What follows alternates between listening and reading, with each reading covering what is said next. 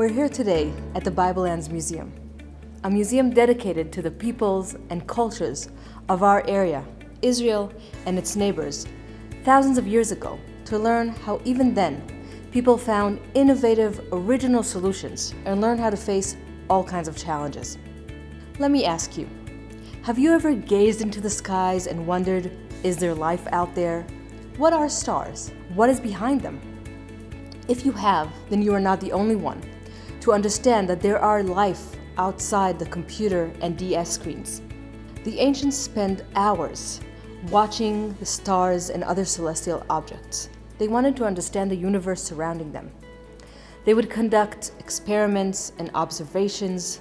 They discovered the cycles of the sun and the moon and the planets.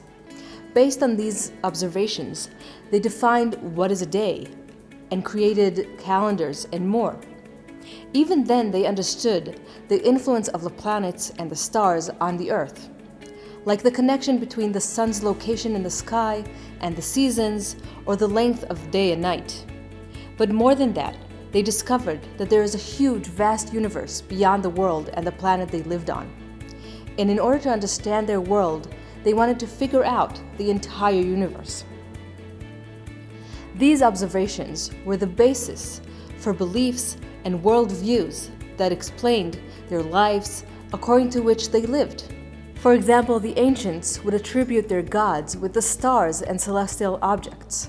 The sun was an important god in many cultures. In Mesopotamia, it was the god Shamash, who was described as a man with rays of sun coming out of his shoulders. Since nothing can hide from the sun during the day, and nothing goes unseen from it, Shamash was also considered to be the god of justice, that no crime can be hidden from him.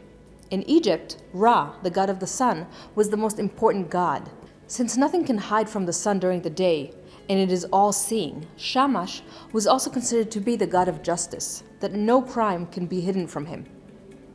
In Egypt, Ra, the god of the sun, was the most important god. He was the creator of the universe and continued to sustain it by bringing light to the world. Look at this object. This is an ancient seal in the shape of a cylinder, which is why it's called a cylinder seal.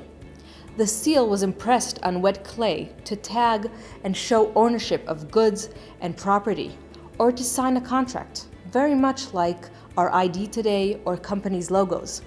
This seal is about 2,800 years old, and it was created in Assyria, a great kingdom north of Syria today. On the seal, you can see the image of the goddess Ishtar, the goddess of love and war in Mesopotamia, which was identified with Venus, and that is why she is surrounded by an aura of stars. Above Ishtar's head, you can see a group of 7 stars. These are the Pleiades, a group of stars identified as the god Sibiti. His name is derived from the Akkadian word for 7. It kind of sounds close to 7 too. The objects in the museum tell us that the ancient world viewed the heavens as a source of power, knowledge, and authority, since they were where the gods lived in, or at least some of them did. Who were the NASA scientists of the ancient world? The learned scholars and priests. They were the ones that would track the planets and the stars and report their findings to the king. Today we know that any country that has the ability to send a satellite to space has access to a vast amount of data. Things the scientists can see from space we can't even imagine from here on Earth.